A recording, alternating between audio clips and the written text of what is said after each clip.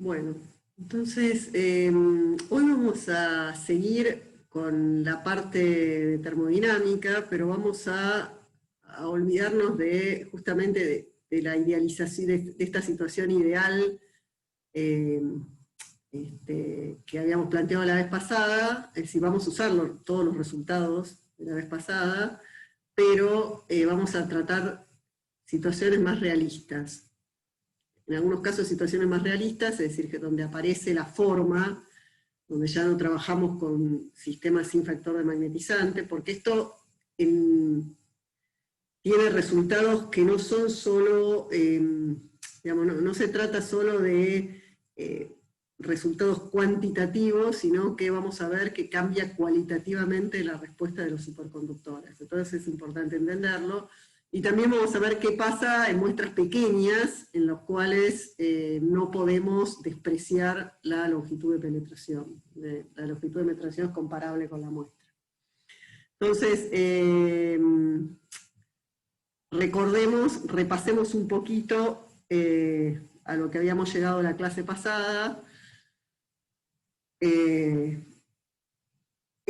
analizando la termodinámica de un sistema ideal. Un superconductor infinito, sin factor de magnetizante, en una muestra, en un campo uniforme. Entonces lo que habíamos visto es que uno puede trazar una línea entre el estado normal y el estado superconductor, que está definida por un campo crítico, que experimentalmente tiene esta dependencia con la temperatura. Habíamos calculado la diferencia de entropía entre la fase normal y la fase superconductora, y habíamos visto que era cero nada más que en la temperatura crítica, o sea, esta era la fórmula de la entropía, ¿no? O sea, esta era la diferencia de las densidades de energía de Gibbs, y esta era la fórmula de la entropía, que se hacía, digamos, la diferencia de entropía entre las dos fases, se hacía cero solamente en la temperatura crítica, y mientras que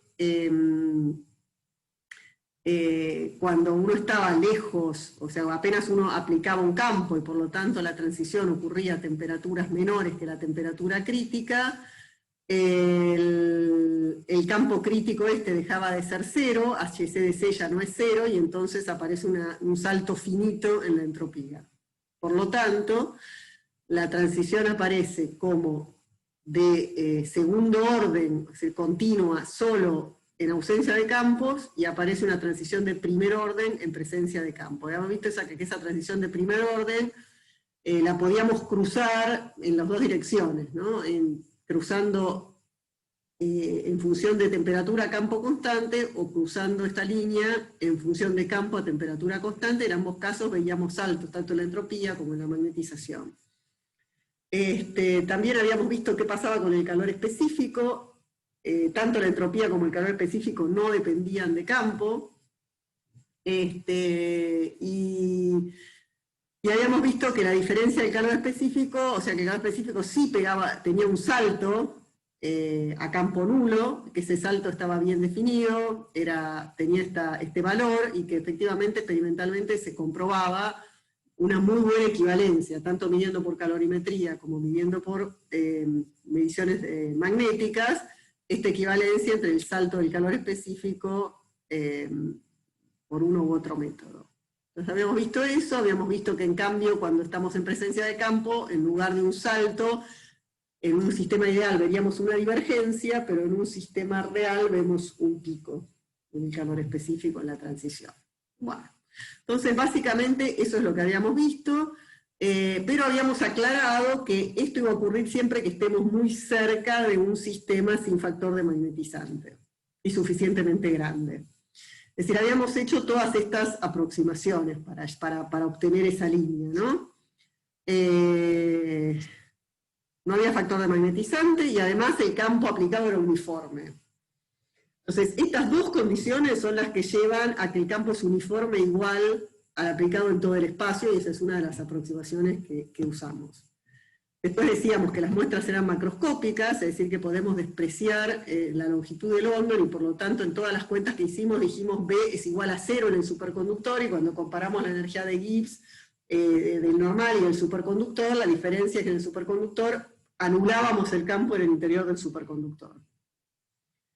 No consideramos las energías de pared normal superconductor en ningún momento, no las tuvimos en cuenta. Y además, en algún momento aclaramos que pensamos que el sistema siempre alcanza el equilibrio. Es decir, que no hay configuraciones metestables. Siempre estamos hablando de configuraciones de equilibrio, estamos suponiendo que no hay defectos ni situaciones que puedan mantener al sistema en configuraciones que no sean las del equilibrio. Entonces, todas estas son las suposiciones que hicimos para llegar a los resultados que llegamos. Bien, entonces, hoy vamos a ver un par de situaciones, o un par de excepciones. ¿Qué pasa cuando estas condiciones no se cumplen? No vamos a ver todas, pero a lo largo de la materia sí vamos a ver todas. Vamos a ver los efectos de que estas cosas, de tener en cuenta todas estas situaciones que son las más realistas, ¿no? Pero hoy vamos a ver un par. Entonces, primero vamos a empezar por qué pasa si no se cumpla la condición 2. Es decir, ¿qué pasa si no podemos despreciar la longitud del hondo porque tenemos muestras chiquitas? En principio, ¿qué se les ocurre intuitivamente que va a pasar? O sea, intuitivamente, ¿qué les parece que... ¿Qué les parece que puede cambiar? No sé. ¿Se les ocurre qué resultado va a dar esto? Intuitivamente, ¿qué les parece? ¿Va a ser más fácil o más difícil que la muestra se vuelva superconductora? Si es chiquita. ¿Energéticamente va a costar más o va a costar menos que la muestra se vuelva superconductora? Y para mí que va a costar menos. Ajá. Tipo, como que habría menos campo adentro para expulsar. Exactamente, más que habría menos campo adentro, se expulsa menos campo. ¿Se acuerdan que, digamos, cuando uno volvía a la muestra superconductora, gana energía de condensación, pero pierde energía magnética al expulsar el campo? Entonces está esa competencia. Como acá no expulsamos tanto campo, porque la muestra es chica, entonces vamos a tener menos pérdida de energía magnética y por lo tanto va a ser más fácil que una muestra se vuelva superconductora cuando es chiquita. Entonces, efectivamente, eso es lo que va a suceder. Vamos a ver un ejemplo. Entonces, vamos a seguimos sin factor de magnetizante, para no meter dos complicaciones juntas. Entonces pensemos en estos slabs de espesor comparable a la longitud de London. Podemos estar en cualquiera de estas dos situaciones, ¿no? O sea, cuando es... digamos, cuando el espesor es más chico o es más grande que la longitud de London, pero siempre que sea medible, ¿no? O sea, que nos influya. Entonces, en estas situaciones, supongamos que en realidad, si bien esto lo podemos aproximar como infinito, obviamente no es infinito, supongamos que tiene un área A, esta plancha va a tener un área A, pero esa área A va a ser mucho más grande que el espesor, o sea, las dimensiones del área son mucho más grandes que el espesor, ¿no? Entonces por eso lo podemos aproximar por infinito. Pero digo, después a la hora de hacer las cuentas es bueno pensar que tiene un área, porque si no, no vamos a poder calcular un volumen. O sea, pensamos que tiene un área A y un espesor D, pero A es mucho más grande que D, entonces lo podemos considerar infinito. Es una buena aproximación, y el campo B está paralelo a la superficie del área grande. Entonces, bueno, no hay factor desmagnetizante, entonces, al menos medianamente, digamos, en una buena región del espacio podemos pensar que el campo es H0 y es B0 sobre mu0. Entonces, ¿qué cambia respecto de lo que pensamos la clase pasada? Afuera nada, porque no hay factor desmagnetizante, así que bueno, en ambos casos el campo es el aplicado, o sea, no hay desviación de líneas de campo. Adentro vamos a tener, bueno, primero, perdón, en el estado, bueno, entonces, y adentro del superconductor, ¿qué vamos a tener? Bueno, en el estado normal, más I. no pasa nada. Si es un normal, es lo mismo adentro que afuera, ¿no? Pero en el estado superconductor ya no vamos a tener B igual a 0. Esa es la única diferencia con lo que planteamos. O sea, esto es igual a lo que planteamos la clase pasada. Pero ahora la única diferencia es que adentro del superconductor no vamos a decir B igual a 0, sino que vamos a tener nuestra función que calcularon ustedes en la guía que están haciendo ahora, y que vimos la clase en la teórica, que es que el campo en Z decae de esta manera dentro del superconductor, ¿no? O sea, en el límite en que la longitud es chica, como acá, esto se convierte en exponenciales decrecientes, y si no, es un coseno hiperbólico. Entonces, esta es la dependencia general. Bien. Entonces, esa es la única diferencia en el planteo. Entonces, igual que la vez pasada, nosotros controlamos el campo H, así que tenemos que minimizar la energía de Gibbs. Recordemos entonces que el diferencial de energía de Gibbs se escribía de esta manera, pero bueno, si tenemos temperatura, digamos, supongamos que estamos a temperatura y a presión constante, a presión nunca la estamos teniendo en cuenta en estos problemas, pero digamos que estamos a temperatura constante y variamos el campo, o sea que nos queda este diferencial de energía de Gibbs. Y recordemos que tanto B como H en esa expresión en realidad son integrales, ¿no? Son integrales que la vez pasada, como todo era constante en todos lados, no había que hacer ninguna integral, pero acá sí vamos a tener que hacer una integral, ¿no? O sea, este diferencial de energía de Gibbs en realidad es la integral en todo el espacio de BH. Eso lo vimos la vez pasada. Y bueno, como el campo H sí es homogéneo en todo el espacio, porque acá no hay factor de magnetizante, lo podemos sacar afuera de la integral. Pero a B no la podemos sacar afuera ahora, porque B tiene esa dependencia del coseno hiperbólico, ¿no? Así que al B lo tenemos que dejar ahí, por ahora. Bien, entonces vamos a tener que, ahora si yo quiero calcular la energía de Gibbs, al haber aplicado un campo H0, lo que tengo que hacer es integrar este diferencial de energía de Gibbs entre 0 y H0. Esta es la cuenta que hay que hacer para calcular la energía de Gibbs a un determinado campo H0. Bien. Entonces hasta acá en realidad la cuenta es la misma que hicimos la vez pasada, ¿no? Lo único que la expresión de B es distinta. Entonces, en el estado normal, tenemos que esta integral de acá va a ser igual que la de la vez pasada, no cambió nada en el estado normal, o sea que acá, fíjense que B es mu 0h, así que esta integral es todo el volumen por mu 0h. Y recuerden que este volumen de acá era el área por el espesor, ¿no? El volumen de la muestra. Entonces, finalmente, acá nos va a quedar, entonces, esta integral de h por h, acuérdense que era el diferencial de h0 al cuadrado, de h al cuadrado, o sea que nos queda esta expresión. Ya nos había quedado la vez pasada, ¿no? Porque el estado normal es igual que el de la cuenta de la vez pasada, acá está repetido, pero no cambió nada. Lo que sí cambia ahora es el estado superconductor, ¿no? En el estado superconductor tenemos esta misma cuentita, pero ahora acá tenemos este coseno hiperbólico. Entonces, digamos, la parte externa, en la parte externa del volumen queda igual, queda el h0 cuadrado, pero en la parte interna vamos a tener que integrar entre menos b sobre 2 y b sobre 2 esta función que tiene que ver con el campo. Bien, entonces integramos eso y nos termina quedando esta expresión de acá. O sea que la cuenta es la misma que la vez pasada, simplemente que ahora la integral la tenemos que hacer y nos da eso.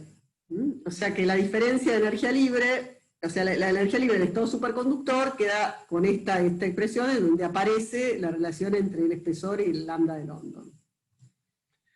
Bueno, entonces tenemos esto. Entonces, bueno, ¿Por qué voy a hacer esto? Porque, ¿por qué me interesa volver a hablar ahora? Voy a relacionar la energía de Gibbs con la energía de Helmholtz. ¿Y por qué me interesa eso? Porque acuérdense que el campo crítico lo teníamos expresado en función de las diferencias de las Fs. Entonces, como quiero que me aparezca el campo crítico, voy a volver a la energía de Helmholtz. Recuerden entonces esta relación entre la energía de Gibbs y la energía de Helmholtz, que vale siempre. Entonces, esto es importante, lo van a usar se usa todo el tiempo, y lo tienen que usar en muchos problemas, es el hecho de que estas dos energías a campo nulo valen lo mismo.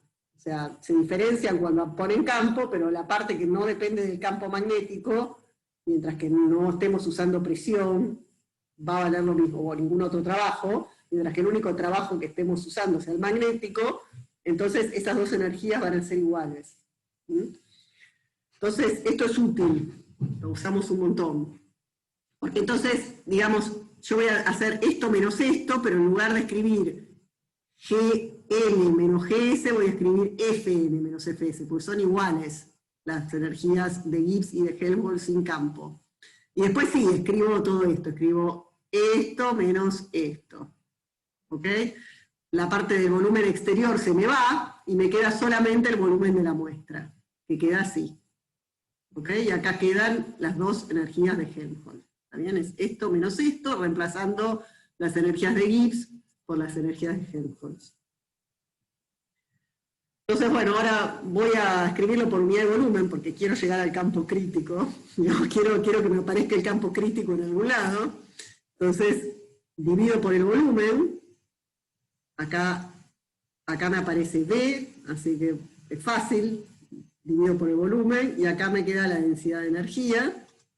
Y entonces por fin alcancé esto que era lo que yo quería. Quería tener esto porque yo sé que esto es hc al cuadrado, mu0 hc al cuadrado sobre 2.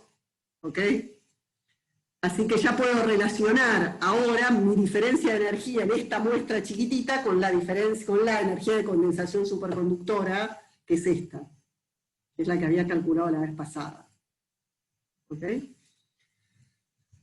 Bueno, entonces ya casi llegamos, ¿no? Porque ahora, ¿esto cuándo va a transicionar esta muestra? ¿Qué tengo que plantear para buscar la transición de esta muestra? ¿Cuándo va a ocurrir la transición de normal a superconductor? A ver, si quieren repito la pregunta. ¿Cuándo va a ocurrir la transición? ¿Qué energías tenían que ser iguales? ¿Qué energías tenían que ser iguales? O sea, ¿qué energía libre se igualaba en la transición superconductora si yo controlo campo? Entre la fase normal y la superconductora. Pueden hablar. ¿No? Sí, va a ser una de esas dos, pero la verdad que no me acuerdo. Ah, bueno, esta, ¿no? O sea, la energía de Gibbs. O sea, en presencia de campo, si uno controla el campo H, la energía que se tiene que igualar es la energía de Gibbs. ¿Ok? Entonces, es lo que veníamos pidiendo. Entonces, justamente Gm menos Gs, justo la transición es 0. Eso es lo que pido. O sea, esta diferencia vale 0 en la transición. O sea, para el campo va a haber un campo H0, que voy a llamar H crítico estrella, para la cual Gn de TH crítico estrella menos Gs de TH crítico estrella va a ser igual a 0. Y ahí es donde se va a producir la transición. ¿Ok? Entonces, bueno, eso es lo que pido. Me fijo cuál es el campo crítico para el cual estos dos términos valen 0. Y entonces ese es el campo al cual se va a producir la transición en esta muestra. ¿Okay? Entonces fíjense que este campo es más grande, o sea, esto es un término que es más chico que 1, así que este campo crítico va a ser mayor que el campo crítico termodinámico. ¿Sabían que era lo que intuitivamente surgía? Es decir, puedo aplicar campos más grandes sin que se me destruya la superconductividad.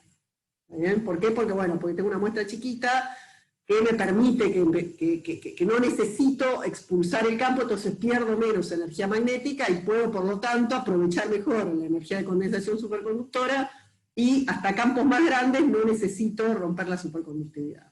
Entonces, cuanto más chiquitita, cuanto más chiquito es la muestra, esto se hace más grande y más grande es este campo crítico. A medida que la muestra se hace más delgada, mayor es el campo crítico de la muestra, y en particular, bueno, puede alcanzar valores mucho más grandes que el campo crítico al cuadrado para muestras muy pequeñas.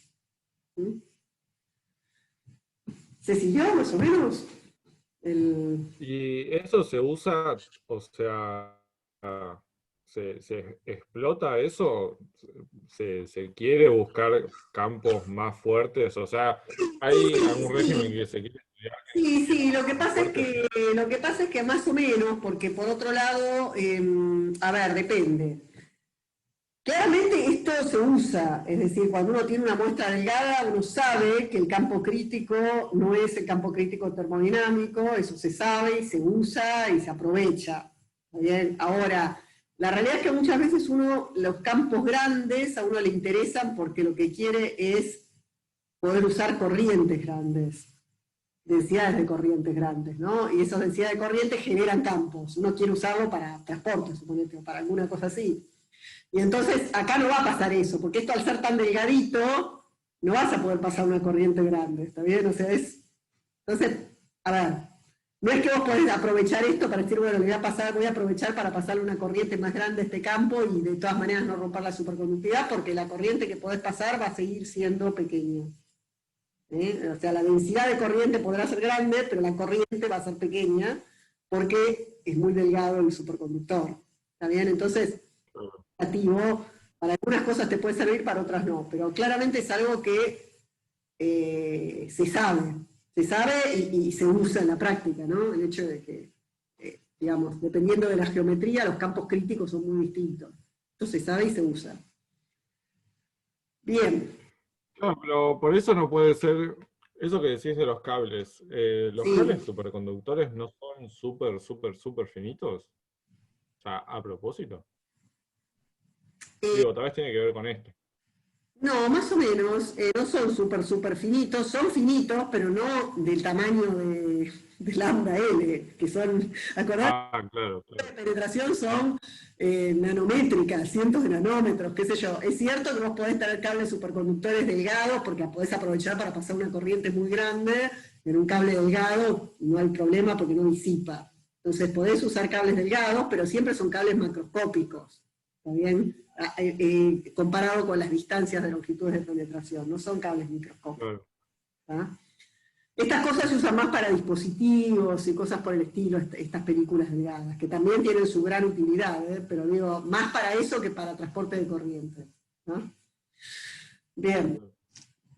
Entonces, y aparte, recuerden que en realidad los superconductores que se usan son mucho más los de tipo 2. Todo lo que estamos hablando es superconductor de tipo 1. Vamos a ver que en los superconductores de tipo 2 los campos a los cuales se pierde la superconductividad también son mucho mayores que el campo crítico, pero tienen que ver con otra fenomenología. Entonces, bien. Bueno, entonces, ahora vamos a abordar otra posibilidad de que alguna de estas condiciones ideales no se cumplan, que es la primera, ¿no? O sea, el hecho de que uno no tenga un campo uniforme e igual al aplicado en todo el espacio por el hecho de tener un factor de magnetizante. Algo parecido puede pasar si por alguna casualidad el campo aplicado no es uniforme en la muestra, pero eso, la verdad que es una situación que va a depender de, no sé, fortuita, que puede depender de que uno quiera la muestra en un entorno que no aplica un campo uniforme, y no nos vamos a meter con eso, pero es importante entender que cosas parecidas van a pasar si el campo no es uniforme por la razón que sea.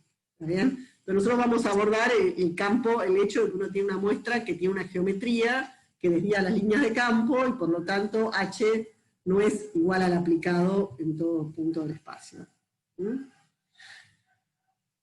Entonces, ¿qué es lo que va a pasar en caso de que ocurra eso? ¿Cuál va a ser la consecuencia? Bueno, quizás intuitivamente no es tan fácil de pensar como la otra, que les pregunté porque me parecía que era sencilla. Acá en principio lo primero que surge intuitivamente es que no va a estar del todo bien definido ese campo, ¿no? O sea, la transición parecería, porque si el campo depende del punto del espacio, ¿dónde va a haber H crítico? ¿Dónde tengo que pedir que el campo sea el crítico? ¿Está bien? Ahí ya uno se empieza a dar cuenta de que hay un problema, ¿está bien? Porque si el campo, hasta ahora nosotros veníamos diciendo, bueno, cuando el campo vale el campo crítico, pero si ahora el campo H no vale lo mismo en todo punto del espacio, nos vamos a encontrar con algún problema. Entonces,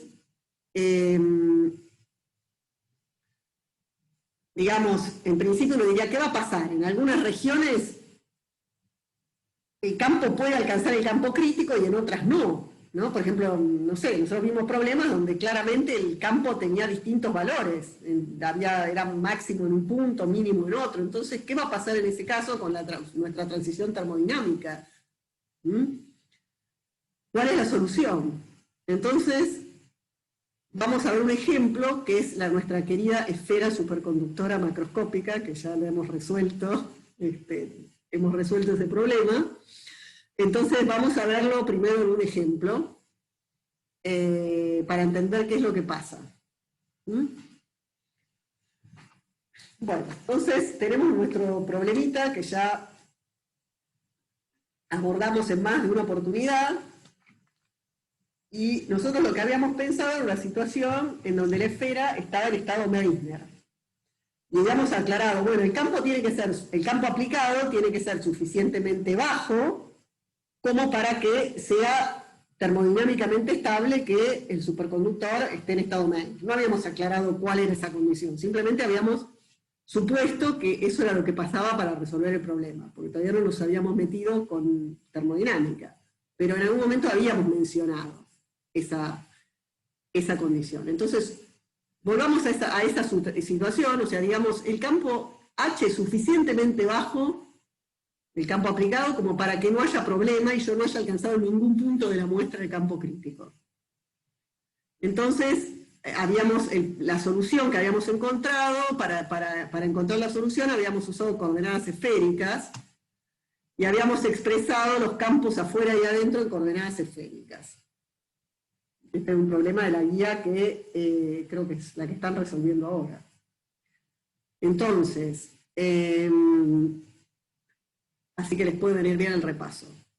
Entonces, el campo afuera era el campo aplicado, expresado en coordenadas esféricas, más el campo producido por el momento magnético de la esfera, que era, la esfera va a tener un momento magnético en la dirección Z, ¿no? la dirección del campo aplicado, y el campo afuera va a ser el campo de un dipolo magnético, que tiene esta expresión en polares. Y este es el momento magnético total de la esfera.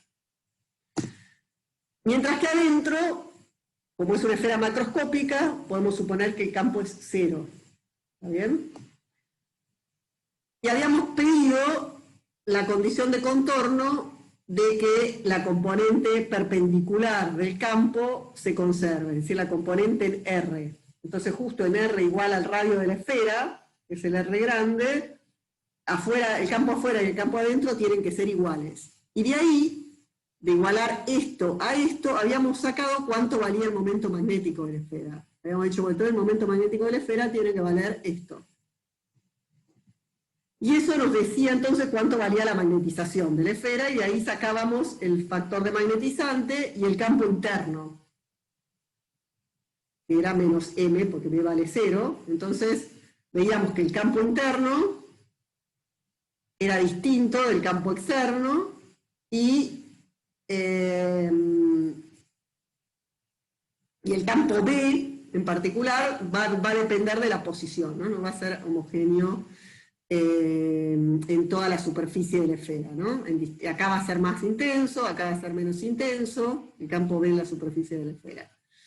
Bien, entonces el campo H1, el campo interno, vale esto, o sea que si yo digo, bueno, pongo que la condición que va a ocurrir la transición cuando el campo H1 sea el campo crítico, eso va a ocurrir cuando el campo aplicado sea 2/3 de HC, ¿no? O sea, cuando H0 sea 2/3 de HC, H1 va a ser el campo crítico. Entonces ahí, en principio, yo diría, bueno, termodinámicamente la esfera ya no puede ser superconductora y se va a volver normal. Pero, ¿puede volverse normal en 2/3 del campo crítico la esfera? ¿Qué les parece? ¿Sí, no? ¿Y por qué? ¿Cuál sería el problema de que se vuelva normal en 2/3 del campo crítico? Pueden arriesgar, ¿eh? No importa si se equivocan. Me gusta.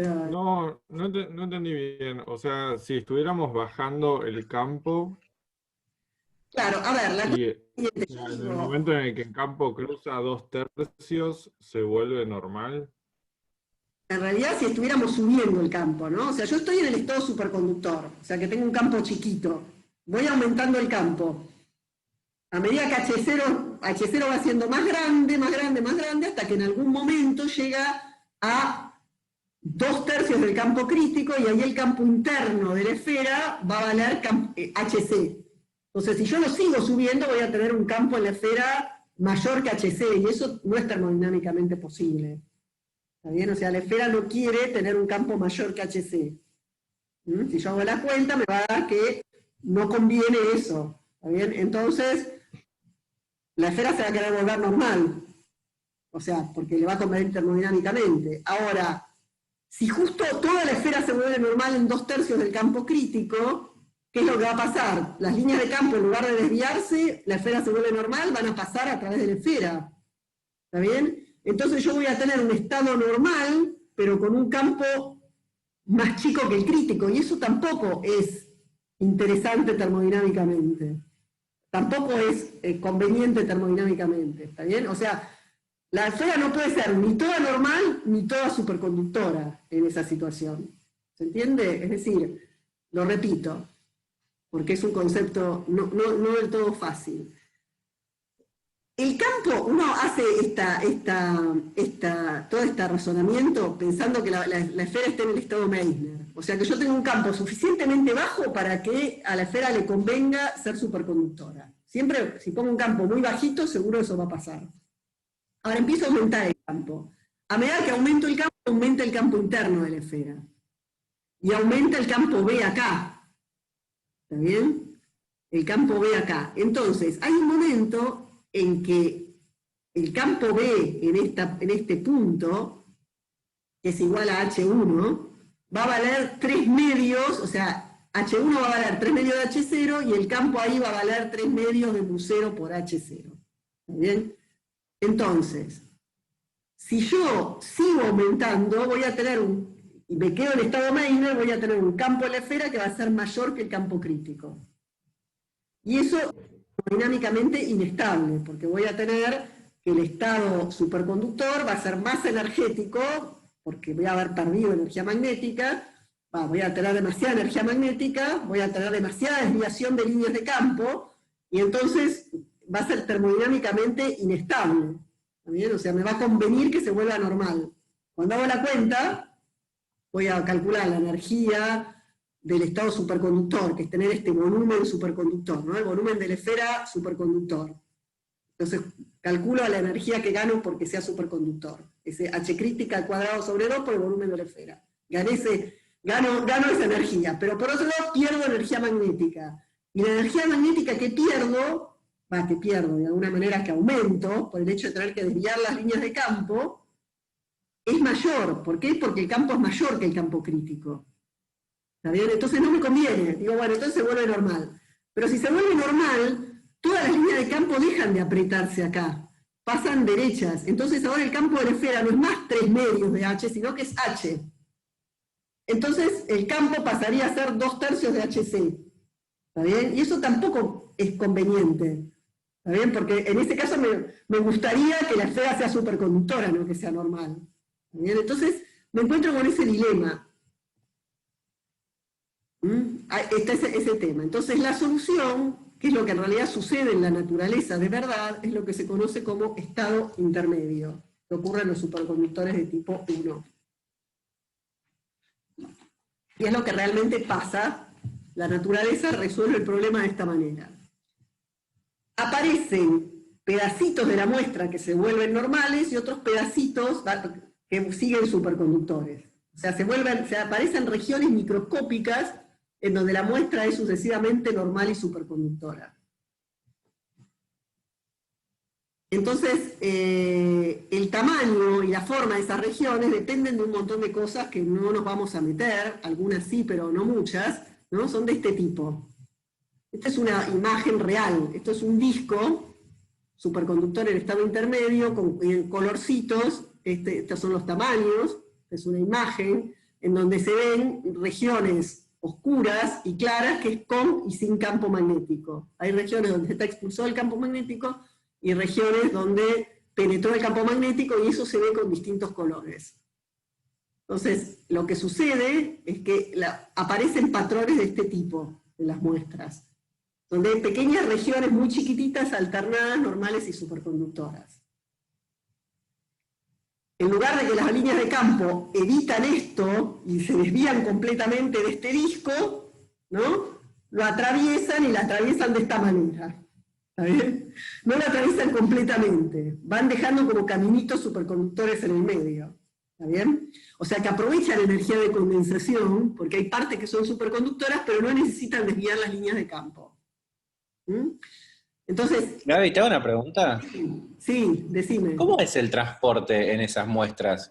¿Cómo es que hay partes que los electrones se aceleran y desaceleran? Porque no me lo imagino. Bueno, lo vamos a ver en algún problema concreto. No es tan trivial, pero lo vamos a ver en algún problema con una geometría un poco más sencilla que esta, porque acá me cuesta pensarlo, digamos, el transporte en esta geometría, pero en una geometría un poco más sencilla uno puede pensar cómo es el transporte, o hacerse un modelo para entenderlo. ¿Tá? En principio, por supuesto, la corriente va a pasar por las regiones normales, te lo digo así, digamos, en forma...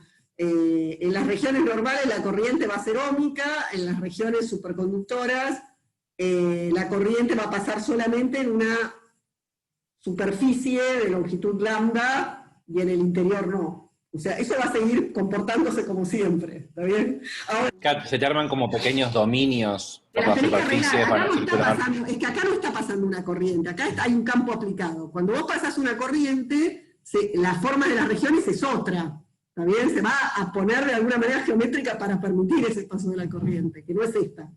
¿Está bien? O sea, este no es un patrón típico de una situación en la cual estoy pasando una corriente. Entonces, cuando yo paso una corriente, las regiones se me van a organizar geométricamente para acorde a eso. ¿Está bien? Lo vamos a ver en un ejemplo, en breve. Pero por ahora, imaginemos no que tengamos pasando una corriente, sino que tenemos un campo magnético. Obviamente hay corrientes inducidas, pero no es que yo tenga una corriente de transporte. Entonces, la realidad es que exactamente la forma de estas regiones, el tamaño de las regiones y demás, depende de un montón de cosas. Depende de la energía de pared normal superconductor, depende de si hay centros y defectos que hacen que esas paredes se traben, dependen de un montón de cosas que pueden ser más o menos complicadas en la realidad. ¿Está bien?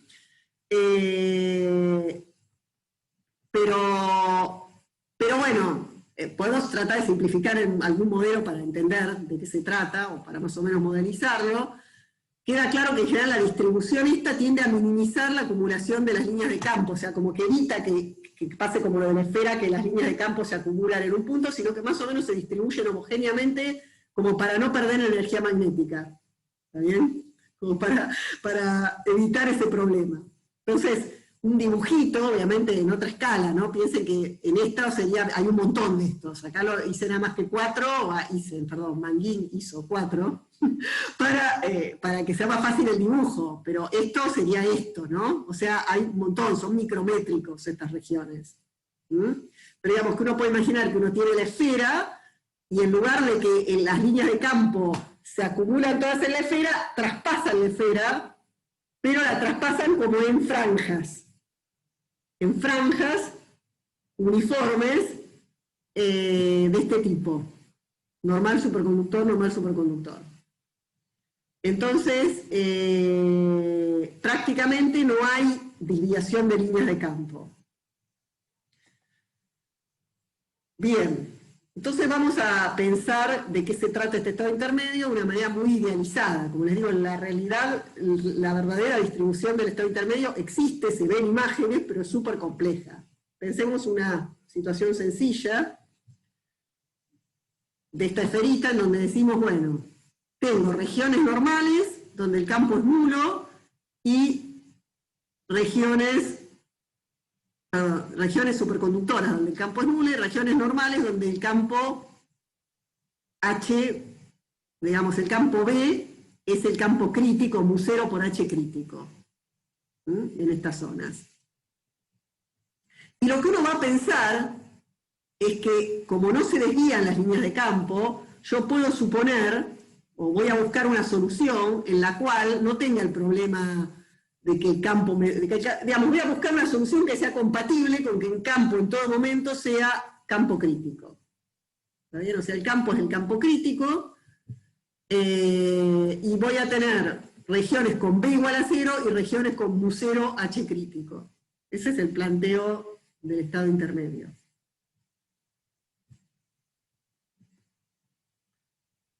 Entonces, si bien yo no sé cuáles son las formas de las regiones en una situación real, lo que sí va a ocurrir es que dependiendo del campo que yo ponga, le va a convenir que haya más región, que estas regiones normales sean más grandes o más chicas respecto de las superconductoras, ¿no? O sea, cuanto más cerca estoy del campo crítico inicial, ese 2/3 H crítico que puse en la esfera, digamos, bueno, voy a tener que casi toda superconductora. Y a medida que aumento el campo se me va a ver más normal, más normal, más normal, hasta que en un momento toda la esfera se me va a volver normal. Dependiendo del campo que yo aplique, va a haber una fracción del volumen total de la esfera que va a ser normal respecto del que va a ser superconductor. ¿Está bien? O sea que, nada. Voy a pensar entonces más bien, como estas son microscópicas estas regiones, entonces digo, bueno, yo voy a tener un campo promedio que va a ser este, ¿no? O sea que va a tener partes que tienen mu0 por HC, partes que tienen 0, y el promedio va a ser este, y va a estar relacionado con una magnetización promedio que va a ser esta. O sea, esta magnetización promedio va a ser, acá es 0, acá es menos H, y así, ¿no? Pero la promedio me da esto. O sea que el momento magnético va a ser el volumen por la magnetización esta promedio.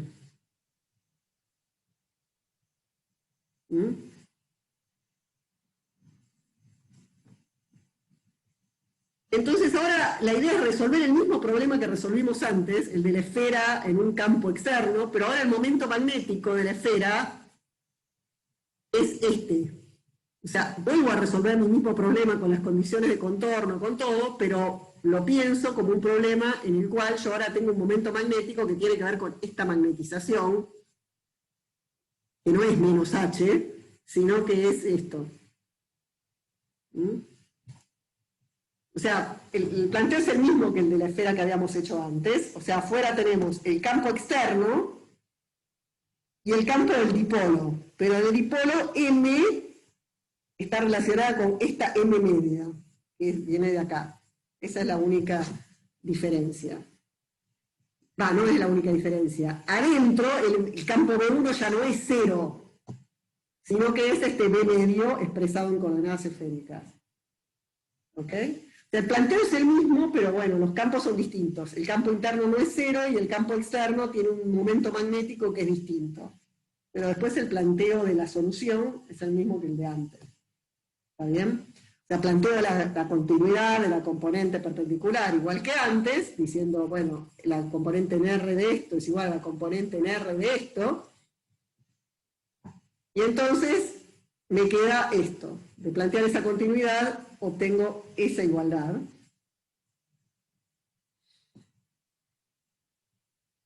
Y entonces esto lo que me dice es lo siguiente. Este es el campo aplicado y este es el campo crítico termodinámico. Pero acá otra vez me aparece ese famoso 2/3 que me aparecía antes, ¿está bien? O sea, obviamente el campo no va a ser negativo. Una vez que 3H0 es igual a 2HC, puedo estar en estado Meissner, que era la solución que yo había encontrado antes, ¿está bien? O sea, mientras que yo tenga un campo aplicado menor que 2/3 del campo crítico, no tengo problema en tener la esfera en Meissner. En ningún lado H supera H crítico, listo, ¿está bien? O sea, entonces la fracción normal vale 0, toda la muestra es superconductora, B es igual a 0 y estoy en Meissner. O sea, eso era la solución que ya teníamos de antes y que sabíamos que hasta 2/3 de H crítico no tenía problemas. ¿Está bien? No había ninguna contradicción. Luego, también pasa que cuando tenemos el campo mayor que el campo crítico, tampoco tenemos problemas. Directamente penetramos a la muestra completamente, se vuelve normal y no hay problema. La fracción es 1, y B es mu0 por H0, es normal, la muestra no existe más, lo atravieso con el campo como si fuera parte del exterior, y no tengo más muestra superconductora. Y el estado intermedio va a estar entre estos dos campos. O sea, entre 2/3 del campo crítico y el campo crítico voy a tener regiones normales y superconductoras que van a tener este B, que va a ir de 0 a mu0 por H crítico. ¿Está bien? Cuando H0 vale H crítico, esto de acá vale mu0 por H crítico. Y cuando esto vale, cuando H0 vale 2/3 de H crítico, entonces B es 0. ¿Ok? Entonces B va entre 0 y mu0 de H crítico y va aumentando, y eso quiere decir que a medida que va aumentando la fracción normal frente a la superconductora a medida que ya aumente el campo. ¿Se entiende la idea, chicos? O sea, Sí. Sí.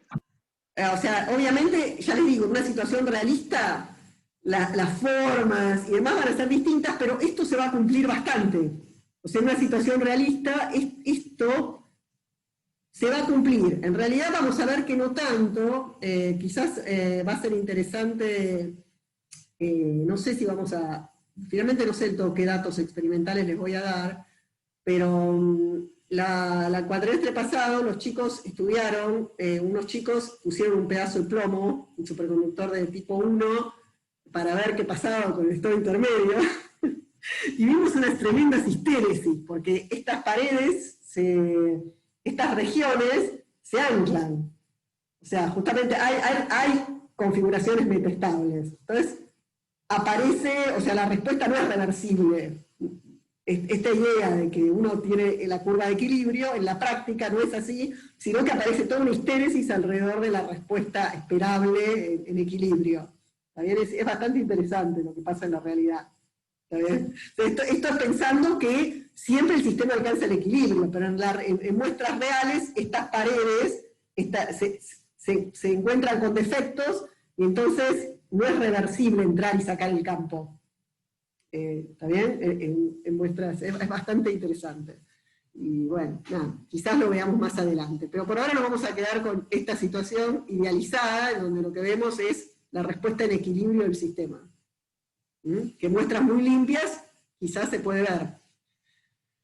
Entonces, la solución del estado intermedio es esta que escribimos recién, y entonces lo que vemos es que, bueno, para la región superconductora vamos a tener que el campo adentro de la esfera es 0 y que la magnetización es menos el campo crítico. Y en esta región del estado, bueno, por supuesto no hay magnetización en el estado normal, y en la región del estado intermedio B vale esto, y por lo tanto M vale esto. Entonces, porque hago que B es mu0, o sea, B es 1 sobre mu0 por H más M, ¿no? O bueno, M es B sobre mu0 menos H, ¿está bien? Entonces, haciendo esa cuentita, llego a que la magnetización vale esto, en esa región. Entonces, ¿cómo se modificó ahora mi curva? Antes yo tenía que, si yo no tenía en cuenta el estado intermedio, cosa que estaba mal, o sea, no es una solución real, ¿está bien?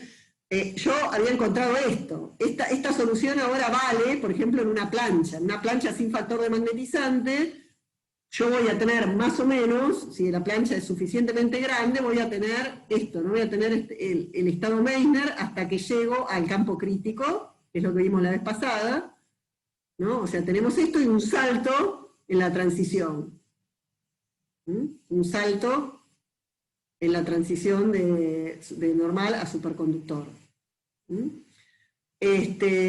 Ahora, yo veo que en una geometría con factor de magnetizante no voy a tener más este salto, sino que yo vengo hasta 2/3 del campo crítico y después tengo esta otra recta que me baja hasta 0. O sea que perdí mi discontinuidad.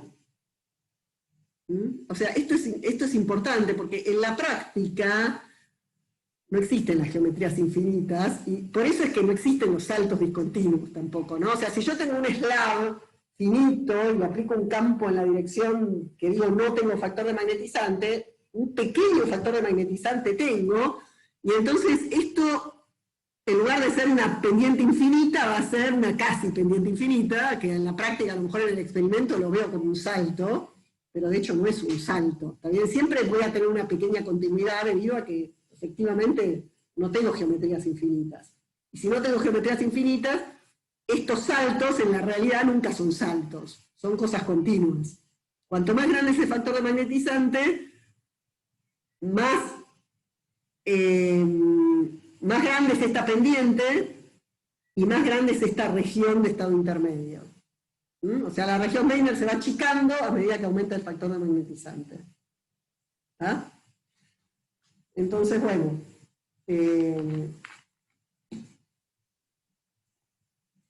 este problema está en la guía 3. Acá está bastante resuelto en la teórica y está en los libros.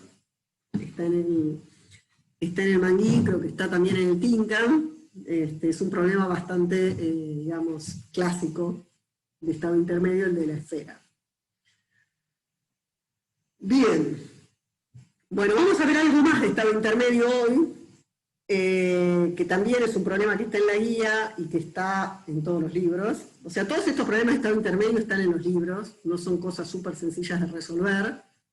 Está bueno que ustedes los entiendan, vean la solución, la entiendan y traten de seguirla y de reproducirla de alguna manera. No es algo que a lo mejor, porque estas geometrías no son fáciles de pensar, o sea, cuál es la forma de las regiones y demás. No digo que no sea imposible, pero hay que pensarlo bastante. Bien, entonces,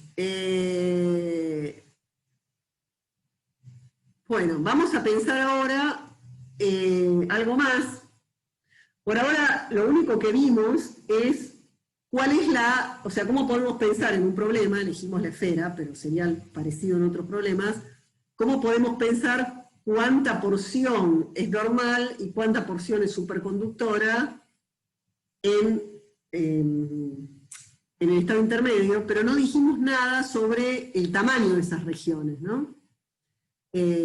O sea, esas regiones dijimos que son micrométricas típicamente, pero no dijimos nada de cómo poder estimar cuánto valen, y de hecho es imposible estimar cuánto valen sin tener en cuenta la energía de pared superconductora, normal superconductor, ¿no? O sea, queda claro que cuanto más regiones voy a poner yo, cuanto más regiones pongo, menos necesito desviar las líneas de campo.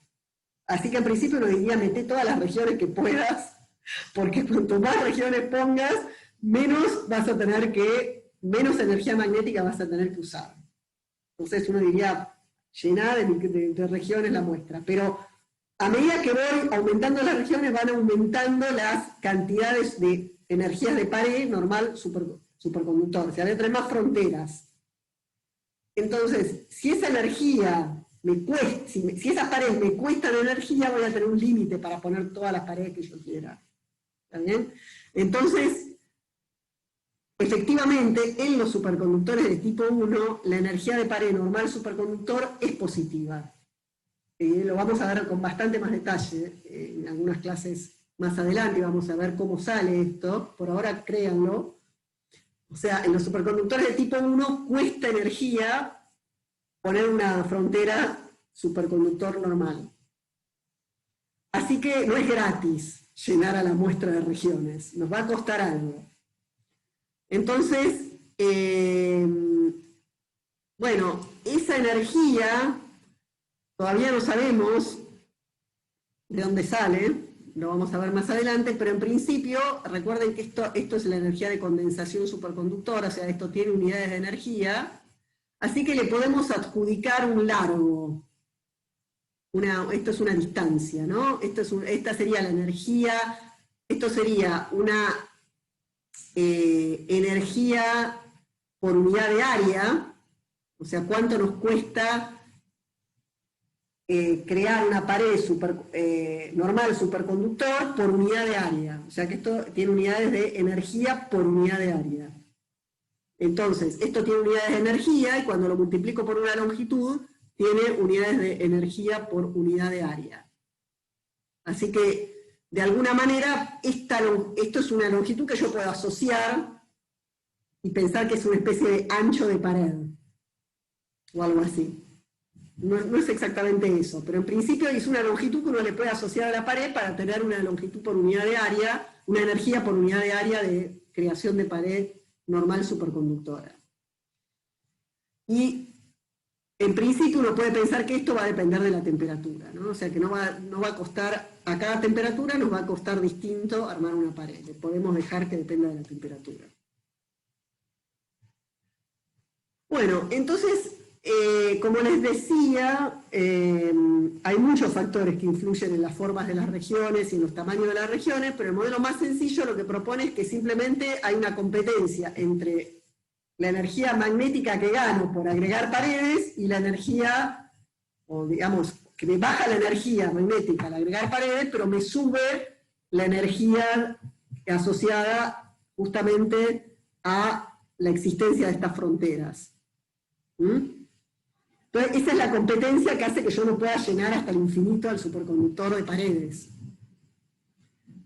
Entonces, el típico ejemplo, porque quizás es uno de los más sencillos de calcular, que aparece en todos los libros para mostrar un ejemplo de esto, es el pensar una plancha infinita en una de las direcciones, ¿no? Hay una de las direcciones que la pienso infinita, la dirección que es la X en este dibujo la considero infinita, después esta plancha tiene un ancho L finito, y un espesor D que es mucho más chico que el ancho, y obviamente que el largo que lo pienso infinito, ¿no? Entonces tengo una plancha delgada con un ancho y un largo muy grande que no me importa porque voy a pensar todo por unidad de longitud, acá. Ok. Entonces en principio pongo un campo ahora perpendicular a esto.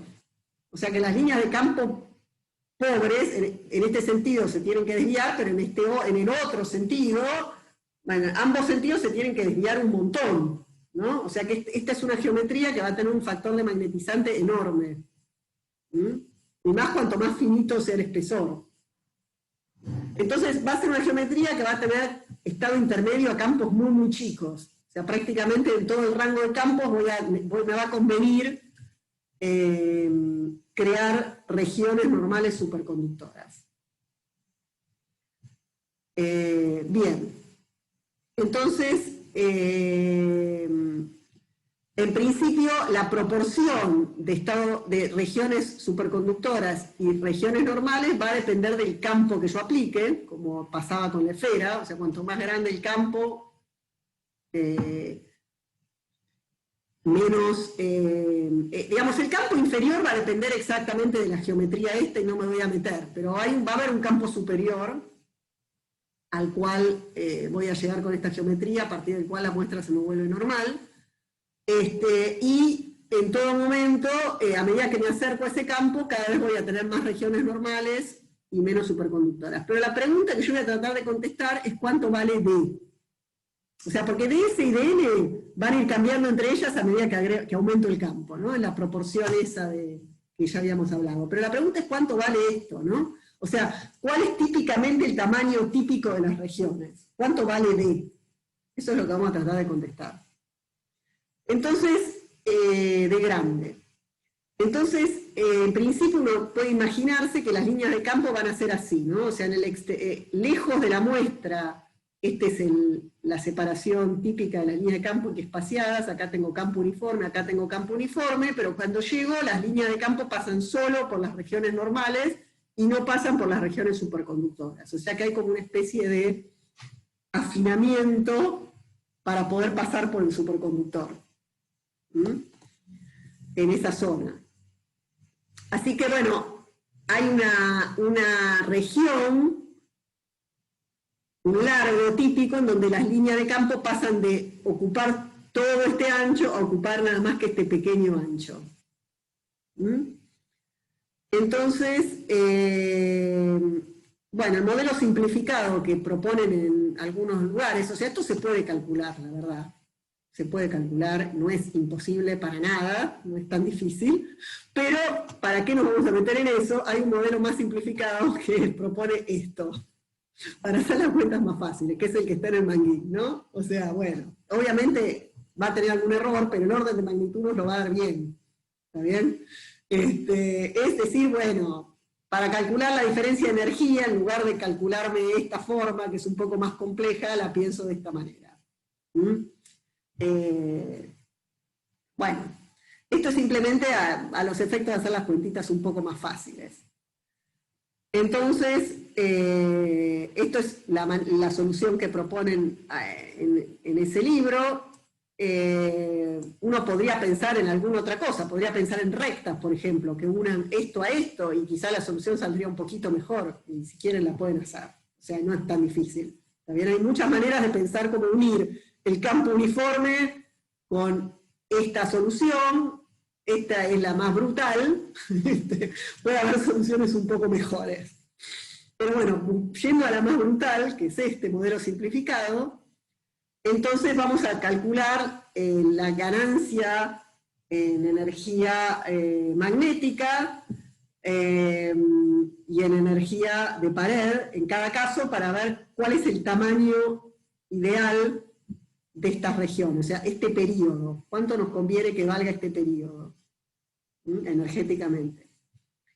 Entonces, como habíamos dicho, la energía de pared la pensamos de esta manera, o sea, le adjudicamos una longitud característica que asociamos con una especie de ancho de pared, y para que todo esto valga, estos anchos de pared tienen que ser mucho más chicas que las típicas tamaños de los que estamos hablando, ¿no?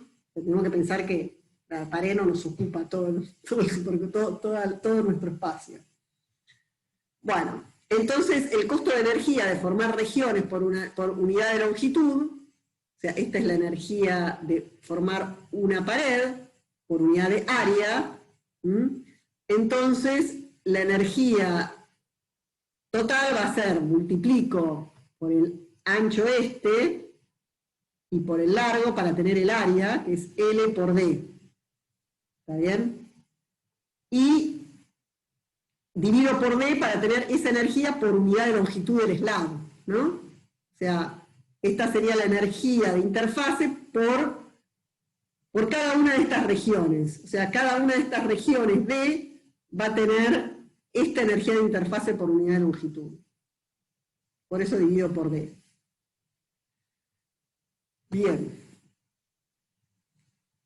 Entonces, esa es la energía de interfase. La energía de interfase ya la calculamos. O sea, cada una de estos periodos D, la calculamos. O sea, por cada una de estos periodos vamos a tener este costo por crear la interfase normal superconductor.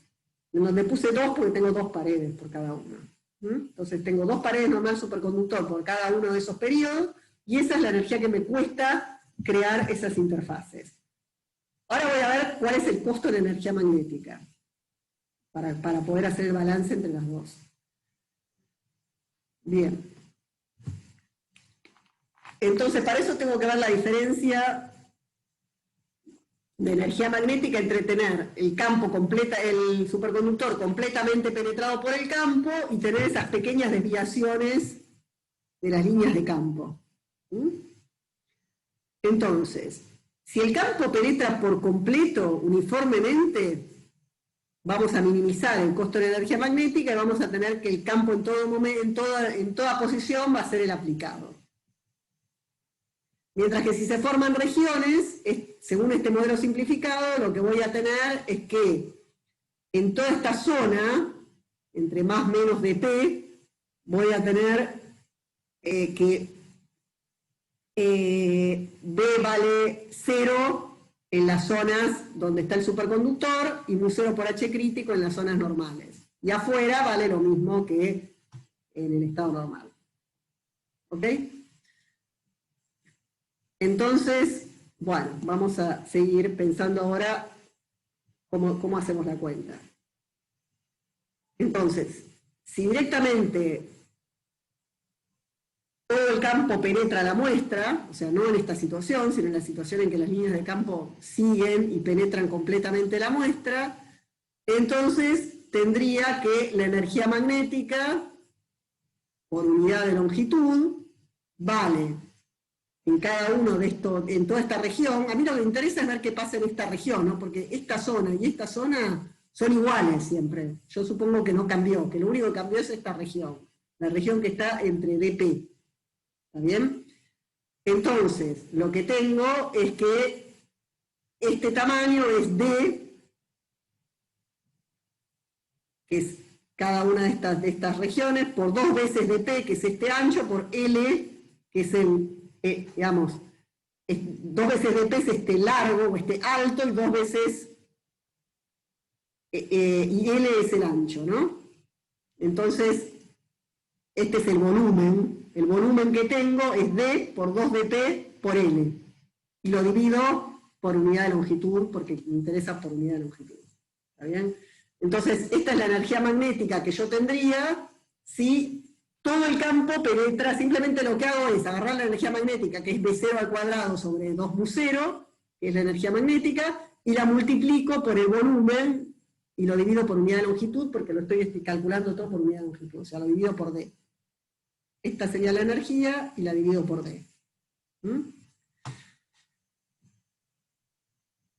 Ahora, al formarse regiones, voy a tener que el volumen que tengo es, primero el campo ahora vale B crítico al cuadrado y ocupa solo las regiones normales. O sea, vale 0 en las regiones superconductoras, o sea que no me participa, y en las regiones normales vale... La energía magnética es B crítico al cuadrado sobre 2mu0, y este es el volumen. El volumen es simplemente el volumen de las zonas... Esto está al revés. Perdón, chicos, no sé. Me parece que esto estaba así en el manguín, pero me parece que está al revés, ¿no? Porque la zona en donde penetra el campo es la zona normal, no la zona superconductora. Así que ojo con esto. No sé si está al revés. O sea, la zona superconductora es la zona en la que no penetra el campo, y la zona normal es la zona que penetra el campo. Acá estas dos cositas están escritas al revés. Lo copié esta figura, pero hay un problema. Bueno, pero bueno, la cuenta está bien. O sea, acá pone dm, ¿no? O sea, la parte en la que penetra el campo es la zona normal. O sea, esta de acá, que debería decir dm, y esta debería decir ds. ¿Ok? Entonces, bueno, la diferencia de energía entre una y otra es esta, ¿no? O sea, que esta es la energía magnética que tiene que competir con la energía de interfase. Bueno, entonces, este es un ejemplo, si bien queda medio escondido en esta manera de pensar, y en muchos libros no está muy claro esto, pero este es un ejemplo en donde uno diría controlo B en lugar de controlo H. Porque yo lo que digo es, se conserva el flujo. O sea, el flujo acá es B0. Estoy controlando el flujo que pasa por la muestra. Estoy controlando el B que pasa por la muestra. Entonces, es uno de los ejemplos en donde uno puede minimizar la energía de Helmholtz. O sea, no hace falta meterse con la energía de Gibbs. Uno puede directamente minimizar la energía de Helmholtz.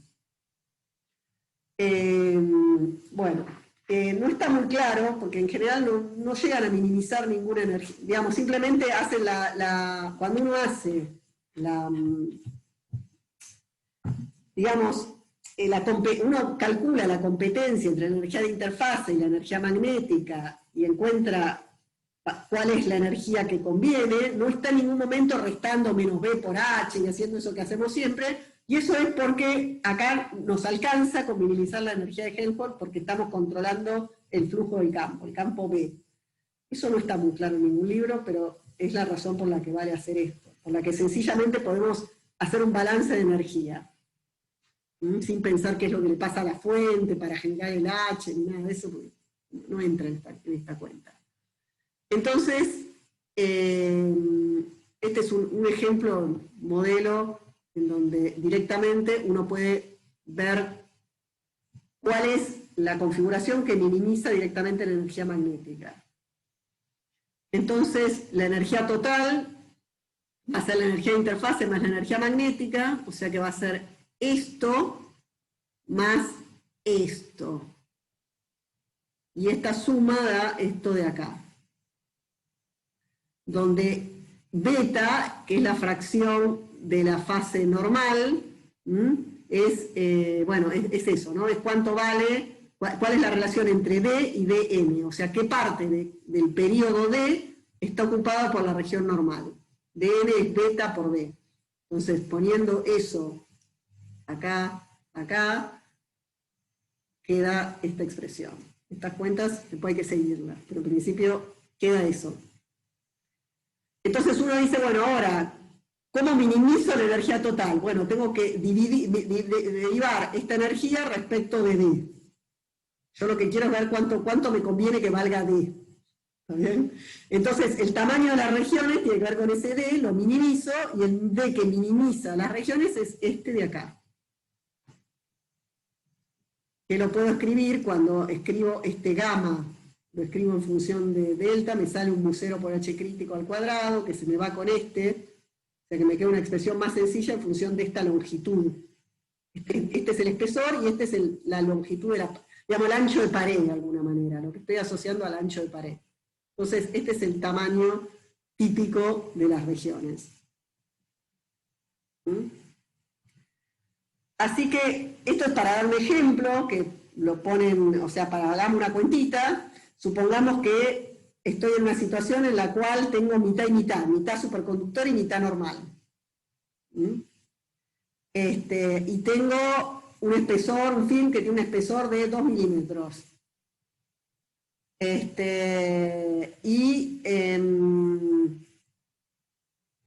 Y supongamos que el espesor de pared vale más o menos la longitud de coherencia, que es del orden de 500 nanómetros. Entonces, hago la cuentita y me dice que las regiones estas van a tener un tamaño de alrededor de 50 micrones. Esto lo digo para que tengan idea de los números, ¿no? O sea, si uno tiene un film de 2 milímetros, pero ancho, de centímetros, un film macroscópico grande, de un espesor de 2 milímetros, y lo tengo en estado intermedio, un superconductor de tipo 1 puede tener regiones de alrededor de 50 micrones. O sea, si el film es más chiquito, las regiones van a ser más chiquitas. Si el film es más angosto, estas regiones van a ser cada vez más angostitas. Y también van a depender del tamaño de las energías de pared. Así que bueno, esto es un ejemplo también muy idealizado, pero bueno, para que ustedes simplemente tengan una idea de cómo, incorporando la idea de energía de pared, uno puede sacar un tamaño óptimo.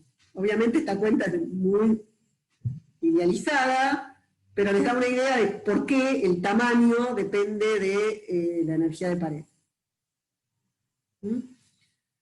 En la práctica estas cosas son bastante más complicadas, dependen muchísimo de los defectos de los bordes, de las formas del borde y demás, y estos son imágenes reales de un experimento en una película delgada, o sea, algo mucho más angostito, no tiene 2 milímetros, esta es una película delgada, significa que probablemente no llega al micrón de espesor, serán nanómetros de espesor, ¿no? De un superconductor, y de indio, y entonces va aumentando el campo externo, y color gris quiere decir sin campo, y color negro quiere decir con campo, ¿no? Entonces va aumentando el campo, y van apareciendo como regiones en donde va penetrando el campo, que probablemente son regiones donde hay defectos en la muestra, ¿no? O sea, como en los lugares donde la muestra es defectuosa, ahí se mete el campo, porque le conviene, porque no pierde energía, no pierde energía de condensación. Si ya hay zonas que están arruinadas en la muestra, el campo se mete primero por ahí. Y es alrededor de ahí que se van generando entonces estas estructuras. ¿Está bien? Entonces en la práctica aparecen estas cosas raras, y cada vez hay más zona negra, hasta que la muestra se vuelve prácticamente normal. Entonces en la práctica las cosas son bastante más complejas. Igual esta es una geometría muy particular, una situación muy particular, pero para que vean que estas cosas suceden y son bastante divertidas.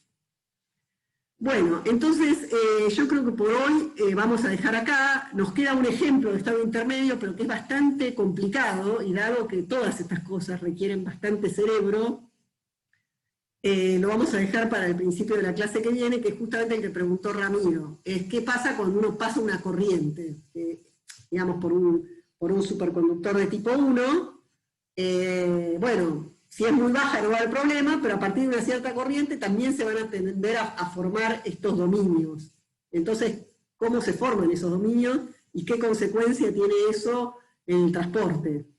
Entonces, lo vamos a ver, ese ejemplo en la clase que viene al principio, y después vamos a ver otro tema, para ya terminar con toda esta parte de tipo 1 y pasar a, ya la clase siguiente, vamos a empezar con la teoría de Gisburg-Landau, el formalismo de Gisburg-Landau. Así que esta semana vamos a terminar con todo lo anterior. Nos va a quedar para la clase que viene un ejemplo más de estado intermedio, bastante trabajoso, así que, todos estos problemas de estado intermedio, tanto el de la esfera, como este ejemplo de la plancha perpendicular, como el que vamos a ver en la clase que viene, que es el cable por el que pasa una corriente, son los ejercicios que están en la guía de estado intermedio. ¿Está bien? Pero bueno, los vamos a ver todos en la teórica, y después ustedes van a, bueno, meterse con las cuentas y a entenderlos un poco más cuando tengan que hacer los ejercicios. Así que, bueno.